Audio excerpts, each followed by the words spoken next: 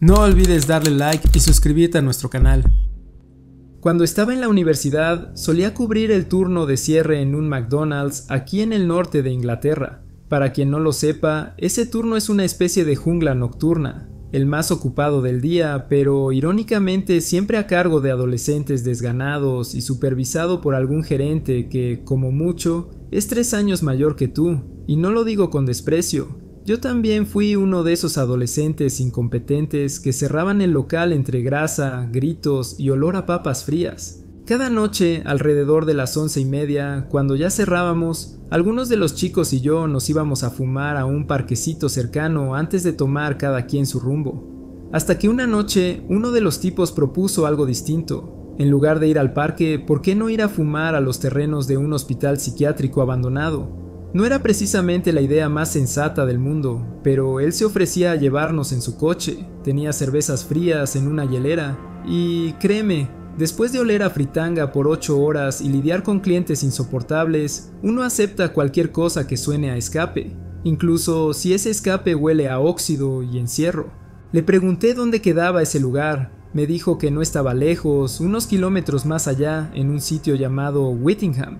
Yo no conocía nada de la zona porque había venido a estudiar a la universidad en Preston y no era local, pero los que sí eran de ahí se empezaron a reír nerviosamente cuando mencionó el nombre del hospital. Uno de ellos, ya bajando del auto, nos contó la historia mientras nos adentrábamos al lugar, que en los años 60, Whittingham fue el centro de una fuerte controversia, abusos por parte del personal, experimentación médica ilegal. Nadie sabía exactamente qué era cierto, pero con los años el rumor creció, se deformó y se volvió leyenda urbana. La gente hablaba de edificios embrujados, tumbas masivas, pacientes que se negaban a abandonar el lugar incluso cuando lo cerraron en los 90. Con eso en la cabeza, escalamos el muro de piedra que rodeaba el complejo y comenzamos a explorar. Cada edificio que cruzábamos era más inestable que el anterior. Pisos podridos, techos caídos, ventanas selladas con tablas húmedas. Había un peligro constante de que el suelo se viniera abajo en cualquier momento, pero la adrenalina lo cubría todo. Era como caminar dentro de una película de terror, pero con la emoción de saber que éramos los únicos espectadores. Recorrimos largos pasillos, llenos de camas metálicas cubiertas de moho. Las paredes parecían respirar, húmedas y agrietadas. Incluso había una iglesia pequeña en el centro del terreno, gótica, de esas que solo sirven para alimentar pesadillas. En una de esas llegamos a una antigua sala de operaciones. Uno de mis amigos, sin pensarlo, se metió al centro de la sala, y en ese preciso momento el suelo crujió como si se quebrara una costilla. Todos vimos, paralizados, cómo el piso bajo él se desplomaba. Cayó. Fue horrible. Un segundo estaba ahí, y al siguiente había desaparecido en la oscuridad. Corriendo, nos asomamos al agujero. Por suerte, solo se había raspado, pero el olor que subía desde ahí era rancio, asqueroso. Tuvimos que sacarlo como si tiráramos de un cadáver embarrado. Nunca en mi vida había sentido tanto alivio mezclado con tanta repulsión, pero eso no fue lo peor.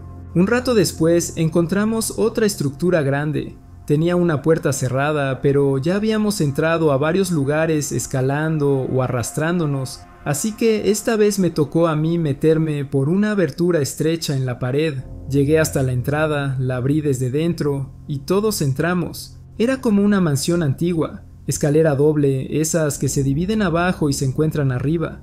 Usamos las linternas de los celulares para alumbrar el pasillo que nos llevó a un ala de habitaciones privadas. Cada una tenía barrotes en las ventanas. Era evidente, esa zona era para pacientes violentos de alta contención.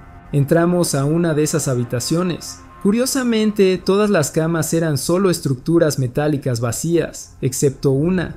Una sola cama tenía colchón, y el colchón estaba manchado, una mancha oscura, grande, muy oscura. El olor fue lo primero, penetrante, podrido. Uno de los chicos se quedó mirando el suelo y empezó a señalar. El polvo estaba interrumpido por pequeñas manchas del mismo tono, como huellas que salían de la habitación. El ambiente cambió de inmediato. Ya no era emoción, era miedo puro. Salimos corriendo, sin decir nada, solo corrimos. Pero claro, uno siempre quiere estirar el juego un poco más. Antes de irnos encontramos otra puerta, una entrada al sótano. Ya sabes cuáles, esas escaleras angostas de piedra que descienden como si fueran a una cripta, con una puerta de madera al fondo. Bajamos, el techo era bajo, tanto que tuve que agacharme, y soy alto. El pasillo era un túnel de mantenimiento conectado con todos los edificios del hospital. Tuberías en el techo, cables colgando, olor a humedad y negrura absoluta. Caminamos largo rato cruzando bifurcaciones bloqueadas y escaleras que llevaban a la nada, hasta que llegamos a una puerta metálica, de esas de hospital antiguo, fría, pesada, con esa ventanita con rejilla a la altura de los ojos. La abrimos. Adentro no había nada, excepto una silla metálica, solitaria, anclada al suelo justo en el centro. Sobre ella, colgando del techo, 2 cadenas con grilletes. Silencio absoluto. No necesitábamos saber qué había pasado ahí, ya lo sabíamos. Salimos en silencio, sin decir una palabra. La broma, la aventura, se había terminado. Años después, todavía tengo la imagen de esa sala grabada a fuego en la memoria. Aquella noche lo entendí. Hay sitios que están podridos por dentro, lugares marcados por lo que en ellos ocurrió. Whittingham no era solo una leyenda, ahora también es mi historia, y con ella la certeza de que hay cosas que es mejor no descubrir, porque una vez que las ves, ya no puedes dejar de verlas. Hay un complejo de fábricas abandonadas en Detroit del que se habla mucho en Reddit y en varios foros de exploración urbana. Lo he visitado al menos 8 o 9 veces a lo largo de casi 10 años y siempre que vuelvo encuentro algo nuevo. Y es que el lugar es inmenso, te lo juro, ocupa varios kilómetros cuadrados. Sin embargo, lo que nunca he visto que nadie mencione, ni siquiera de pasada, es el laberinto de túneles subterráneos que se esconde debajo. Esa red subterránea está llena de tubos, cableado, conexiones eléctricas, vapor, agua potable, productos químicos, lo que sea que esa monstruosa fábrica necesitara para funcionar. Los túneles son bajísimos y tan angostos que a veces tienes que girar de lado para avanzar. Descienden unos 5 o 6 metros bajo tierra y cada uno lleva a una serie de sótanos que hay debajo de distintas secciones del complejo. Por suerte, y para alivio de quienes hacemos urbex, varios túneles cuentan con salidas de emergencia que terminan en medio del bosque que rodea la fábrica. Eso te da cierta paz mental. Pocas personas han muerto haciendo esto, pero el número es suficiente para que no quieras engrosar la estadística. Algo curioso de este lugar es que la mayoría de las entradas a los túneles están escondidas en las paredes. Una vez empujé lo que parecía una simple puerta de plástico y terminé en lo que había sido la sala de correo del complejo. Ya había estado ahí muchas veces, pero jamás me había dado cuenta de que esa abertura existía. Estaba perfectamente integrada a los paneles, como si no quisiera que la encontraras. El sitio está abandonado desde finales de los 80, así que es normal que algunas secciones estén completamente inundadas. Las tuberías rotas han creado pozos de agua estancada, y ahí abajo los sonidos no se comportan como en la superficie. Todo es seco, crujidos, goteos que parecen pasos, el temblor sordo del tren pasando por encima. No hay superficies reflectantes, no hay luz, solo la que tú lleves contigo. Y si te pasa como a mí aquella última vez, pues mal asunto. Tenía esa mala costumbre, ya corregida, de hacer exploraciones sola. No por valiente, sino porque cuesta encontrar a alguien que quiera adentrarse contigo en sitios como ese. La regla número 1 del urbex es nunca vayas sola.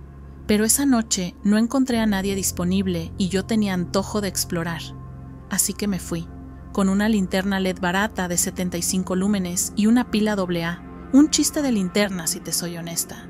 Mi primer gran error. Me metí sola al sistema de túneles y decidí seguir un pasaje en particular que descendía con bastante pendiente. Sospechaba que llevaba a la planta de tratamiento de agua del complejo. Y sí, al fondo del túnel el agua filtrada se acumulaba. El aire era denso y el hedor repugnante. Al final de ese pasillo entré a una sala enorme con 2 tanques gigantes de almacenamiento de agua, cada uno de al menos 5 metros de alto. El suelo tenía una capa de agua sucia y estancada, tal vez de un par de centímetros, y al caminar sobre ella, mis pasos hacían ese sonido acuoso, húmedo, casi asqueroso. Splosh, splosh. No era fuerte, pero en medio de tanto silencio, todo suena monstruoso, y entonces escuché otro splosh, pero esta vez no era mi eco, Venía de enfrente, a unos 10 metros. Me congelé, levanté la linterna, la giré lentamente y ahí estaba, una figura humana vestida completamente de negro, no gris, no azul oscuro, negro absoluto, tanto que no se distinguía nada de su silueta ni el más mínimo reflejo. Parecía una sombra proyectada sobre el concreto color durazno de la pared. Balbuceé algo como un saludo nervioso, y entonces vi sus ojos, 2 puntos azul pálido que brillaron apenas mi luz los tocó. Y sí, supe que era una persona. No creo en fantasmas ni en cosas paranormales, pero lo desconocido da más miedo que cualquier espíritu, y ese tipo era un completo misterio. No tenía linterna, no tenía mochila, ni siquiera llevaba algo en las manos. ¿Cómo demonios se estaba moviendo ahí abajo sin luz? Claro, pudo haber apagado su linterna cuando me escuchó, pero había algo que no me cerraba. Su presencia era inquietante, demasiado. Y entonces, sin previo aviso, corrió hacia mí, a toda velocidad. El sonido de sus pasos chapoteando contra el agua estancada me heló la sangre. Grité y corrí. Me di la vuelta de inmediato y empecé a correr cuesta arriba, por el mismo túnel por el que había llegado. El suelo estaba resbaloso, cubierto de una capa viscosa que hacía que cada paso fuera una batalla. Me caí, me raspé las rodillas, me torcí la muñeca, pero no paré. No sentía dolor, solo la necesidad urgente, visceral, de salir de ahí. Corrí como si mi vida dependiera de ello, y tal vez sí, tal vez no, nunca lo sabré, pero en ese momento era eso lo que creía. Me tomó un par de minutos llegar a la salida de emergencia, pero te juro que me pareció una eternidad. Corrí a ciegas, con el corazón martillándome el pecho, rezando por no tomar un túnel equivocado, por no tropezar y quedar ahí, rezando para que el tipo no me alcanzara. Fue lo más parecido a una pesadilla en vida que haya experimentado. Nunca volví sola a un sitio urbex. Aprendí por las malas. Ahora, si tengo que esperar semanas hasta encontrar a alguien que me acompañe, lo hago. Porque no hay edificio abandonado, por fascinante que sea, que valga la pena si te topas con esa clase de persona. Esa que no tiene miedo, esa que te observa en silencio, y de la que no sabes si fue real o sigue allá abajo, esperando. Cuando estaba en segundo de preparatoria, mis amigos y yo nos metimos de lleno en el mundo de la exploración urbana. Pasábamos horas en foros de urbex, compartiendo fotos, contando experiencias y buscando nuevos lugares por explorar. Al poco tiempo nos encontramos en una especie de competencia amistosa con un grupo de Ohio. Ya sabes, la clásica rivalidad entre Michigan y Ohio.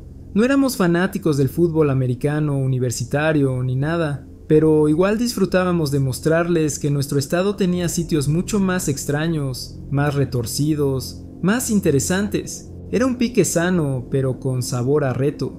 Ese verano, mis amigos y yo salimos en bici a una vieja zona industrial abandonada cerca de Kalamazoo. Estábamos escaneando el área buscando posibles locaciones nuevas cuando decidimos tomar un descanso en un claro entre los árboles. Uno de mis amigos se metió al bosque a hacer pis y al poco rato lo escuchamos gritar emocionado que fuéramos a ver algo. Después de molestarlo un poco con que su descubrimiento no debía ser gran cosa, lo seguimos. Y vaya si valió la pena. Había encontrado una cueva. No estoy bromeando. Era como salida de una película de Batman. Tenía ese aire de entrada secreta, medio gótica, medio natural, y después de explorarla un poco nos dimos cuenta. No era una cueva cualquiera, era una mina de cemento abandonada. Las minas son otro nivel. No es como meterte a una fábrica vieja, se necesita equipo serio, y cualquiera que sepa lo mínimo de urbex te dirá que en estos lugares necesitas respiradores. El aire puede estar cargado de partículas que no quieres ni por error en tus pulmones. Así que planeamos bien. 2 semanas después, regresamos con todo lo necesario: mascarillas, linternas potentes, baterías de repuesto, agua y por supuesto, una cámara. Estábamos listos para una buena expedición. La mina tenía un solo túnel principal que descendía bastante. Era lo suficientemente ancho como para que entrara una camioneta, y sorprendentemente estaba en buen estado. Era más transitable de lo que esperábamos. Había muchas habitaciones laterales, restos de maquinaria oxidada y herramientas olvidadas, pero al principio decidimos no desviarnos.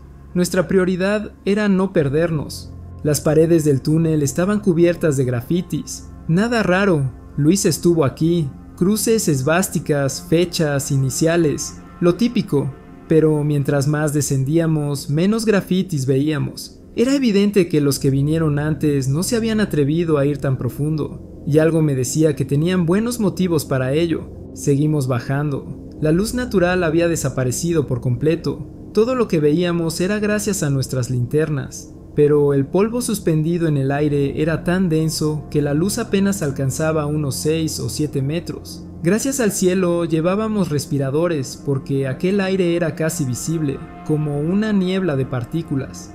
Las varillas luminosas que habíamos llevado no servían para nada, desaparecían en la bruma apenas las dejabas caer. Cuando estuvimos como a 10 metros bajo tierra empezamos a discutir, todos estábamos tensos. Nadie lo decía abiertamente, pero el miedo se sentía. Aún así, decidimos continuar. Nos convencimos de que el camino era recto, que no había forma de perdernos si manteníamos la calma y cuidábamos las baterías. Así que seguimos. Lo único que se oía era el eco de nuestros pasos y el goteo lejano del agua. Entonces, lo vimos. En una de las paredes del túnel se abría un pasadizo estrecho. No era parte del diseño original. Era más bien una grieta tallada a mano en la roca, angosta, por la que tenías que agacharte para pasar. Y estaba elevada, así que había que treparse para entrar. Pero lo que nos hizo detenernos no fue eso, fue el mensaje. A lo largo del túnel había palabras escritas con una sustancia blanca, como tiza. Palabras como putrefacción, peste, carroña, decadencia. Unas junto a otras como si alguien las hubiera garabateado en medio de un ataque de locura. Fue aterrador. ¿Quién había bajado hasta allí solo para escribir eso? No sabíamos si dar media vuelta o avanzar, pero la curiosidad era más fuerte que el miedo, así que, como los tontos adolescentes que éramos, uno por uno nos arrastramos por ese túnel. Del otro lado, encontramos algo que no olvidaremos jamás. Era una cámara inundada, en medio un charco de agua negra y espesa, y alrededor un círculo de piedras talladas. En cada piedra docenas de velas derretidas, quemadas hasta la base. Había cientos de restos de cera endurecida que se deslizaban como lágrimas petrificadas por las piedras. Las paredes estaban cubiertas de caras deformes, dibujadas con carboncillo o quién sabe qué. Justo en la entrada del túnel había una boca abierta pintada con aerosol, manchada de rojo oscuro, como si sangrara.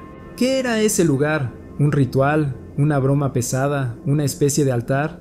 No encontramos respuestas, solo agotamiento. Cansados, sucios y con el corazón latiendo a 1000 por hora, salimos de ahí en silencio y regresamos al túnel principal. Caminamos sin mirar atrás, y cuando por fin vimos la luz del sol colándose desde la entrada principal, sentimos un alivio que no se puede describir. Nunca supimos qué era ese lugar, y la verdad, creo que prefiero que siga siendo un misterio. No escuchamos gritos de criaturas abismales ni vimos sectarios en trance, pero a veces no necesitas demonios ni monstruos para que algo se quede contigo. A veces solo el silencio y la oscuridad son suficientes para marcarte durante años. Antes de terminar este video, queremos darnos la oportunidad de saludar y agradecer a nuestra comunidad de tenebrosos. Valoramos mucho su apoyo, cada suscriptor, cada comentario, cada like, nos motivan a seguir creciendo y mejorando. Ustedes nos dan la oportunidad de hacer algo que nos apasiona. Y recuerden que si tienen una historia para compartir con nosotros, no olviden enviarla a nuestro correo electrónico que está en la descripción. Nos vemos en el próximo universo.